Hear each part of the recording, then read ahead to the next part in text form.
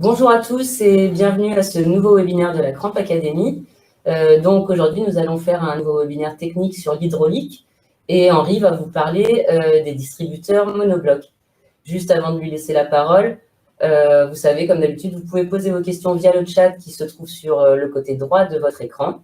Et bien sûr, on prendra un temps à la fin de la session pour y répondre. Voilà, je laisse la parole à Henri. Bonne séance à tous. Donc, bonjour à tous, donc, je suis Henri Caillot, donc spécialiste produits hydrauliques chez Cramp. Voilà, donc la dernière session, nous avons parlé des pompes à engrenage et là maintenant, on va se diriger vers un autre univers qui est les distributeurs hydrauliques. Pour faire cette session, donc j'ai choisi un distributeur monobloc qui permet d'être monté sur des véhicules mobiles ou alors sur des engins stationnaires pour créer différentes options ou différents pilotages. Donc, nous allons parler de ces produits-là. La session va se dérouler en deux étapes. Donc, comment l'identifier dans un premier temps et ensuite son fonctionnement.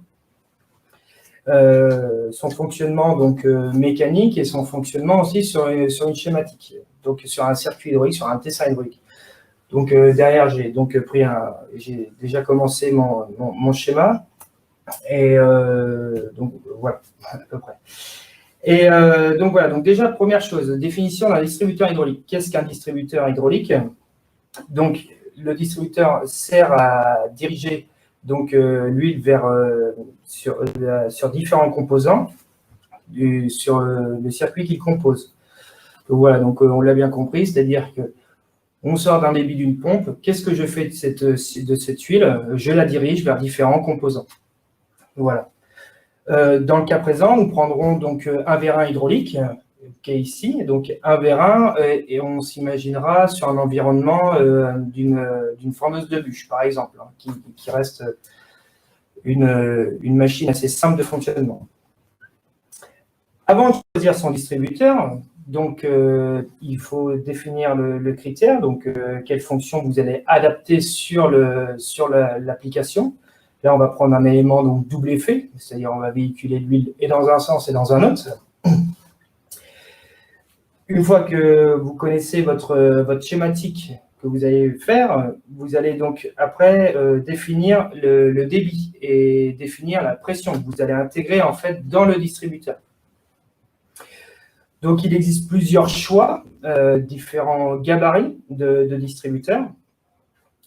Donc le dimensionnement, donc on prendra donc soit un débit de pompe, donc le débit de pompe qui est refoulé sur le système. Généralement, on part sur des équipements en optionnel à 45 ou alors 70 litres minute. Hein, c'est de manière la plus courante qu'on vient nous demander. Donc ici, on a un modèle en 45 litres minute. Et ici, donc un modèle un peu plus gros, qui est donc le 70 litres minute. Voilà. Attention, le débit, on prend le débit donc véhiculé par la pompe. Mais attention, lorsqu'on vient alimenter, par exemple, un vérin avec une section de tige très importante par rapport à la chambre, lorsqu'on vient alimenter le côté tige, le vérin rentre de manière rapide et peut débiter plus de débit sur le côté grande chambre et donc vérifier les courbes que le distributeur peut prendre, quoi, en fait, hein, peut admettre. Deuxième paramètre important, la pression. Donc la pression du système, on va veiller à ce que la pression n'excède pas en fait la capacité mécanique du distributeur. En effet, on a peu de problèmes sur un distributeur avec un corps acier ou fonte, car on a des épaisseurs de parois qui sont assez importantes. Et généralement, ce genre de distributeur peut fonctionner jusqu'à 350. Voilà. Donc, répondra largement à une application donc, agricole. Pour la présentation, définition et l'identification, je pense qu'on a abordé en fait tous les points. Hein, ils sont assez rapides. C'est un composant qui reste très très simple à identifier.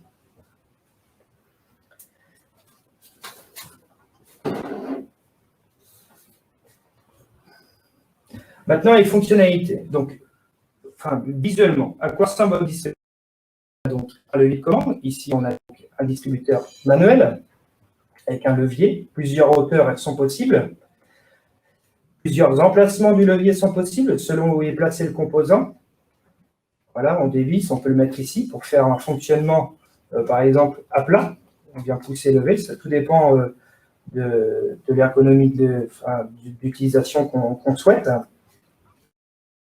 Un limiteur de pression, ici, qui est placé juste ici.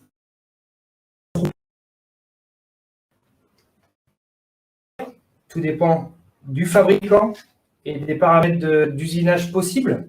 Voilà. Donc là, on a donc le limiteur de pression qui est ici, qui sont déjà tarés à une pression de test aussi en usine. Et ensuite, nous avons donc les orifices. Les orifices, donc la ligne P, qui veut dire donc pression, et la ligne T, qui voudra dire le retour, ou alors le tank. Sur le corps de distributeur, il est noté ici P, et ici il est noté T. On a des indicateurs sur les distributeurs, généralement. Donc là, on a deux orifices, et ensuite, nous avons donc les deux orifices, donc généralement appelés A et B, donc qui va véhiculer dans un premier sens le débit, et ensuite, dans un autre sens, quand on changera l'orientation. Donc, je vais vous l'expliquer juste après. Donc, le distributeur,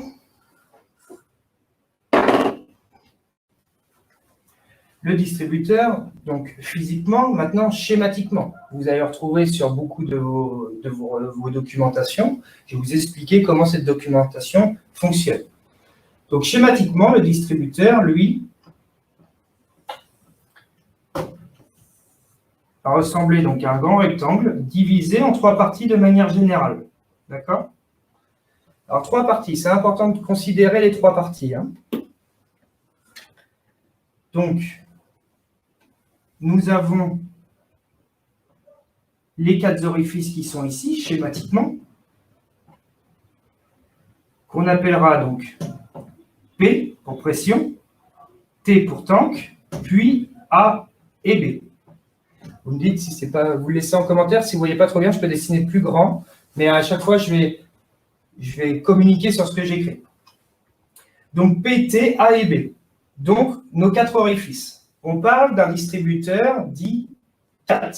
OK? Et ensuite, nous avons les fonctions. Donc, nous avons donc en 1, la position repos est une fonction. Position centre dit fermé. Nous avons le A et B fermé, P et T fermé en position repos. Ensuite, nous avons le mouvement parallèle et croisé.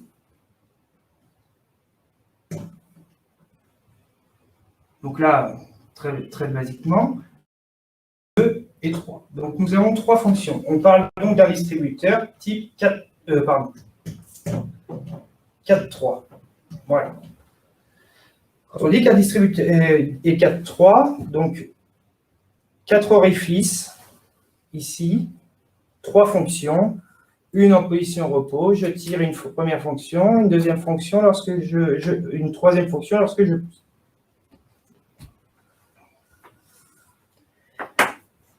Si je place sur cette schématique, donc je vais venir sur l'orifice sortie de ma pompe, ici je viens sur mon P, pression. Ensuite, lui, le T est toujours relié au réservoir, au tank ou à la bâche, selon comment vous l'appelez. Et je vais avoir des tuyaux de raccordement qui vont être raccordés à mon vérin. Donc, B relié sur la petite chambre, par exemple, et A relié sur la grande chambre. L'organe actuellement en pression avec un débit potentiellement possible, est donc sorti de pompe. Je tombe face à un mur et je draine via mon limiteur de pression. On ne parlera pas du limiteur de pression, on va s'occuper uniquement de notre distributeur. Alors après, vous allez me dire, bah oui, je tire, ça fonctionne, je pousse, ça. Mais comment fonctionne cette schématique? C'est la schématique de base qui vous permettra en fait de choisir n'importe quelle schématique et n'importe quel choix de votre distributeur. Lorsque je vais créer un mouvement sur mon levier, je vais venir décaler ma fonction. C'est-à-dire que les orifices, si je devais les redessiner, donc je vais effacer mon dessin et je vais vous le redessiner comme si j'étais en mouvement tiré sur mon distributeur. Est-ce que c'est compris? N'hésitez pas à poser vos questions à mesure que j'avance. Donc, je vais redessiner le même schéma. Il y a des questions, Marianne? Non. Donc, il est toujours fermé, forcément, en position ici. Par contre,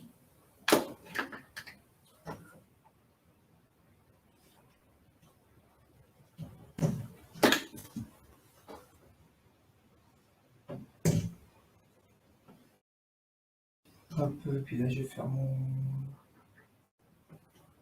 noir. Ici, le croisé.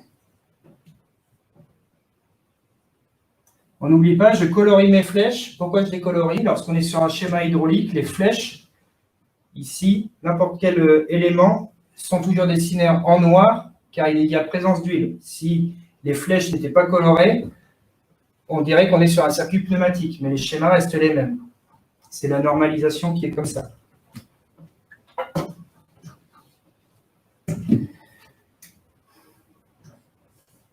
Mon orifice P est donc alimenté et mon T retourne au réservoir. Donc j'ai décalé en fait ma fonction. Donc T, P, ici. Donc je suis donc sur la fonction parallèle. Souvenez-vous, mes deux orifices A et B qui étaient raccordés sur mes chambres, je les relie à mon vérin. Donc là c'est A. Ici, je vais vous le dessiner parce que ce n'est pas le véhicule qui... Enfin, ce n'est pas la sortie de pompe, donc je vais vous le dessiner en vert pour essayer de comprendre au mieux. Et là, ici, on a l'orifice B. Qu'est-ce qui se passe? J'ai donc déplacé mon tiroir. Mon huile circule à travers le distributeur, passe dans le distributeur, vient pousser mon vérin. On imagine une fendeuse de bûche qui vient casser un morceau de bois. Et ensuite, lui, il revient de manière, via la pression en fait, sur le piston, revient au réservoir directement. Voilà pour son fonctionnement sur la partie parallèle. Sur la partie croisée, vous vous en douterez, on inverse le sens. Je vais vous le redessiner pour que ce soit clair pour tout le monde.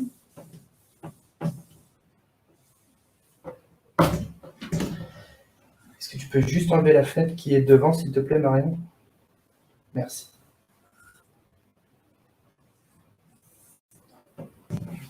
Je le dessine un peu plus gros.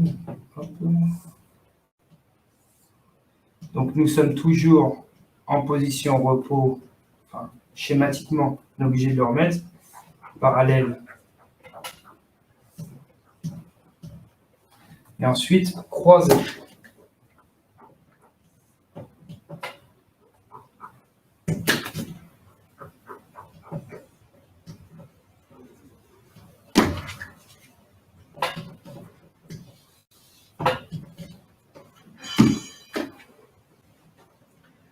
Donc, je suis donc sur cet organe-là, c'est-à-dire que là, j'ai exercé ce mouvement-là, vers l'arrière. Mon huile sort de la pompe avec le débit et donc va sur le port P, toujours, pour pression. Le T qui est ici, hop, je vais pas dépasser ça là. Ensuite, mon huile, hop, je vais décaler mon vérin.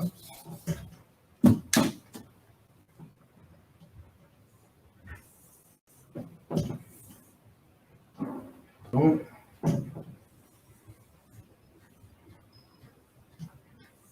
Voilà. Lui, il vient ici, va être redistribué côté petite chambre.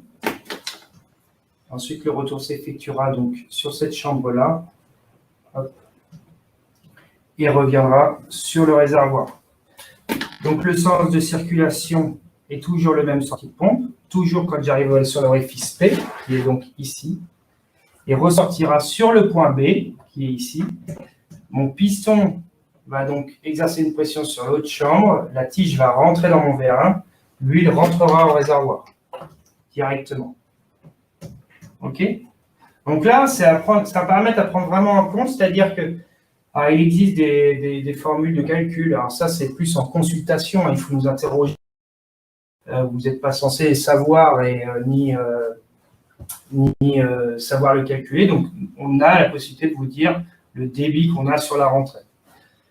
Et éventuellement, vous aider à identifier en fait le gabarit de votre distributeur lié à ce débit qui peut être important à cause de la tige qui va remplir en fait le fût et donc du coup agir sur le volume qui sera moins important. Et là, j'ai oublié de faire le point. Voilà. Donc voilà, donc schématiquement, comment fonctionne le distributeur, comment fonctionnent ces flèches. Donc souvent on a l'interrogation, comment fonctionnent ces flèches. Ben voilà, tout simplement, en fait, elles expliquent où j'envoie l'huile sur mon circuit. Vous allez me dire, j'ai une question qui nous revient souvent, est-ce que je peux avoir une position donc flottante supplémentaire? Là, on sera par exemple sur un modèle par exemple, position flottante sur une suspension de chargeur, on peut être sur une épareuse. Donc, on va avoir soit au repos, donc ici, je vais vous le dessiner, soit en position repos, ou alors sinon sur un élément supplémentaire sur le tiroir. C'est-à-dire qu'on va avoir un premier cran, plus un deuxième pour aller chercher une position flottante. La position flottante, comment elle fonctionne? Très basiquement, donc là, on était sur un centre fermé.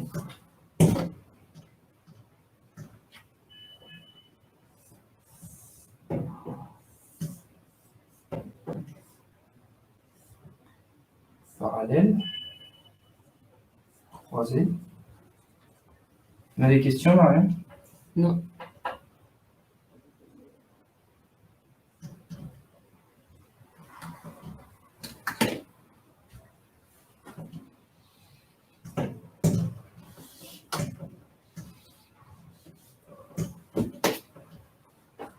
Alors, sur le fonctionnement, donc on a toujours P, ici,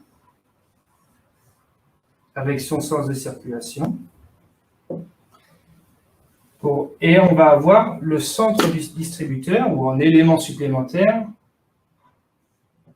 cette schématique-là, qui est très très courante, avec les deux chambres, du VR1, qui vont revenir sur celle-ci. Alors on l'appelle soit centre Y, soit A, B vers T, d'accord? P fermé. Et ensuite, retour réservoir. Qu'est-ce qui se passe? Mes deux chambres sont libres et ont tendance à se vider, donc en fait, seront ouvertes et donc du coup pourront éventuellement suivre un mouvement au sol. Par exemple, j'ai mon épareuse qui suit le sol, j'ai une bosse sur mon talus, j'ai un talus et il va le passer alors, de manière dite suspension. Hein. Donc voilà, donc soit donc A et B vers T, ou alors centre Y, chaise renversée, comme on veut. Hein. Et on peut l'avoir donc sur une position supplémentaire et conserver le centre fermé.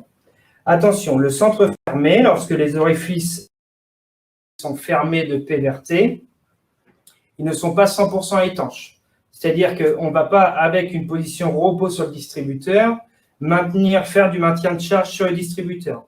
N'oublions pas que le distributeur est un élément de pilotage et non pas un organe de sécurité, dite pour une protection, par exemple, sur VR1 de maintien de charge, hein, tout simplement. Il est fuyard à des taux très très faibles, mais il est fuyard du fait qu'on a un déplacement des étanchéités en interne.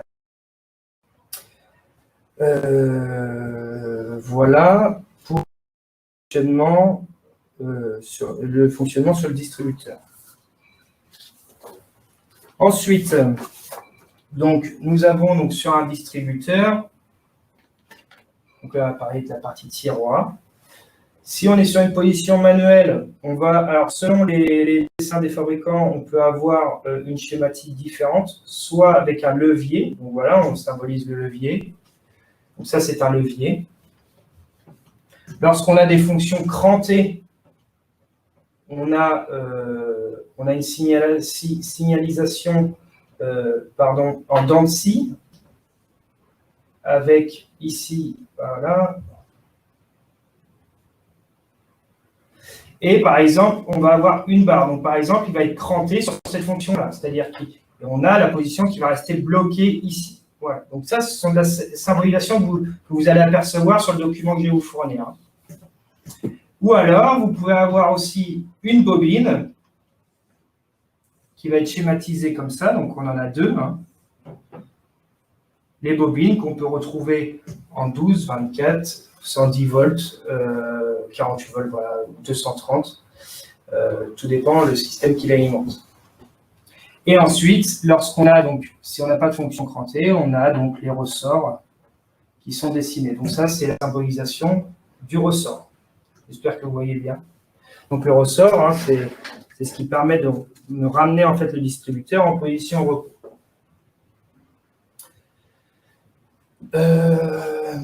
Je pense que là, on est complet sur la présentation. Je ne suscite toujours pas de questions. Non.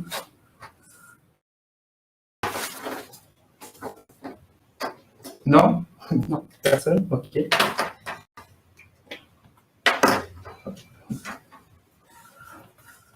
Donc, je vais vous montrer comment on va chercher le distributeur sur notre boutique en ligne. Donc, vous allez avoir un partage de connexion. Normalement, je suis passé en petit sur l'écran. Donc, ici, voilà. Donc là, le distributeur qu'on parlait. Donc, comment aller le chercher? Alors, soit je clique sur la famille hydraulique et transmission de chez Cramp. Ensuite, je viens chercher donc hydraulique. Donc, on a plusieurs éléments qui s'offrent à nous. Donc, distributeur et composants en ligne. Donc, ça va être dans cette famille-là, dans cette rubrique-là. Distributeur monobloc et empilable. Donc, c'est le sujet qu'on a abordé. C'est le sujet qu'on a abordé, mais notez que nous avons donc plusieurs éléments, donc proportionnels ou alors type en base. Les manières de fonctionnement et de compréhension sont les mêmes sur celle-ci, bon, un peu plus complexes sur la partie. Là, il fait le choix d'un distributeur monobloc. Ensuite, sur le distributeur monobloc à commande manuelle, donc vous voyez qu'il existe plusieurs options sur ces distributeurs-là. Donc là, distributeur manuel. Et ici, donc par rapport au départ de la webinaire, on parlait donc de débit et de son gabarit. Donc, nous avons ici un 45, 25 litres, un 70 minutes, par exemple. Donc là, le modèle qu'on avait devant nous. Et ensuite, vous pouvez donc rajouter des sections. Donc, de 1 à 6 sections. Donc là, on avait pris le modèle à une section et un modèle GoPart. Voilà. Donc, on a la visualisation du distributeur. Voilà, il est là, pardon. Voilà donc le chemin, distributeur, et puis les débits. Et vous voyez aussi qu'il est noté ici la pression du distributeur maximum. Attention, ne pas confondre débit maximum du distributeur. Je vais juste reprendre, je voudrais qu'il me revoie, pardon. Arrêtez le partage, pardon, excusez-moi. Ici, pardon, voilà, très bien. Donc, attention, si on parle d'un distributeur dit à 50 litres ou 45 minutes, si on utilise deux fonctions à la fois, bien sûr, le débit va être divisé en deux. Le distributeur n'est pas générateur de débit. On parle bien de capacité maximale qu'il peut encaisser. Donc, si par exemple j'arrive avec 40 litres minutes, j'utilise mes deux fonctions, les deux fonctions vont être divisées en deux, donc du coup on se retrouve avec 2 fois 20 litres. Et si je multiplie, je passe sur 3 sections, forcément, on va donc diviser ce débit. Donc voilà, donc c'est à peu près tout concernant les distributeurs monoblocs. J'espère que cette aide à identification… Ah oui, pardon, j'ai oublié. Vous allez recevoir donc ce document. Ce document, en fait, ce sont donc toutes les possibilités qu'on a à travers le distributeur. Donc après, il y a une manipulation mécanique, forcément, sur le distributeur. Donc le corps du distributeur ne change pas. Par contre, différents tiroirs peuvent être intégrés sur ce distributeur. Par exemple, si je prendrais un tiroir donc avec, pour changer un centre, par exemple, la position repos, une option, ou alors sinon, voilà, je peux venir agir en fait à l'intérieur du distributeur. Je sors mon tiroir, je remplace le tiroir et on utilise d'autres fonctions. Mais le corps du distributeur reste le même. Voilà. Je ne sais plus ce que je disais juste avant qu'on montre ça. Voilà. Donc, j'espère que ça vous sera utile dans votre recherche de pièces selon vos montages et votre demande client. N'hésitez pas à revenir vers nous si vous avez des interrogations tout au long. Enfin, on va rester connecté 10 minutes à peu près. Si on voit qu'il n'y a pas de commentaires, on partira. Mais voilà, on va rester. Et si vous avez d'autres questions par la suite, lorsque vous aurez votre client, vous pourrez revenir vers nous et Rodolphe, Justine ou moi-même, on saura vous répondre. Et, ou sinon, vous nous contactez donc soit par téléphone au 0811 700 823 ou commune, donc hydraulique.fr@cramp.com ou alors sinon sur une session de chat. Voilà. Donc, on sera ravis de vous accueillir. Voilà, bon, je vous souhaite à tous un bon appétit et une très bonne journée.